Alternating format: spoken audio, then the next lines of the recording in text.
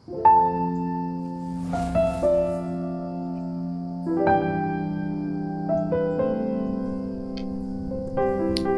saudara yang kasih dalam Yesus Kristus. Sampai bertemu kembali dengan saya pada hari ini. Kita mari mempersiapkan untuk mendengarkan firman Tuhan. Terlebih dahulu kita berdoa. Damai sejahtera Allah yang melampaui segala akal dan pikiran saudara-saudara di dalam Kristus Yesus Tuhan kita. Amin. Saudara kami yang kasih dalam Yesus Kristus, Bapak dan Ibu, dimanapun Anda berada, pada hari ini renungan kita diambil dari kitab Ulangan pasal 5 ayat 29. Saya akan baca buat kita semuanya. Maka lakukanlah semua itu dengan setia, seperti yang diperintahkan kepadamu oleh Tuhan Allahmu. Janganlah menyimpang ke kanan atau ke kiri. Janganlah menyimpang ke kanan atau ke kiri. Mari kita melakukan Dia yang sukai. Mari kita melakukan yang Dia katakan. Musa mengatakan kepada bangsanya, lakukanlah semua itu dengan setia, seperti yang diperintahkan kepadamu oleh Tuhan Allahmu, dan seterusnya dalam nas tersebut. Saudara kami kasih dalam Yesus Kristus, bangsa Israel yang sering gagal melakukan perintah yang diberikan Allah kepada mereka. Oleh karena itu, kita juga sering berjalan menuruti keinginan kita sendiri. Namun, ketaatan seharusnya menjadi hasil dari hubungan kita dengan Allah yang semakin erat.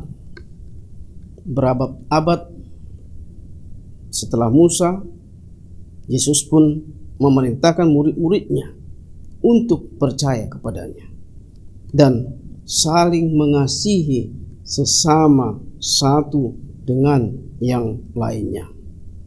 Inilah yang dikatakan bentuk penyerahan hati kepada Tuhan yang memberikan kita damai sejahtera dengan ketaatan yang dimampukan oleh Roh Kudus. Ingatlah saudara kami kasih dalam Yesus Kristus, bahwa Allah lah yang mengerjakan di dalam diri kita, baik kemauan maupun pekerjaan menurut kerelaannya. Maka itu kita harus melakukan yang Tuhan, kita harus melakukan yang Dia katakan. Marilah kita saudara menjadi manusia-manusia yang penurut untuk menjalani apa yang Tuhan katakan, apa yang Tuhan sampaikan dengan firman-Nya, apa yang sudah kita dengar firman-Nya. Mari kita melakukan dengan hati dan ketulusan.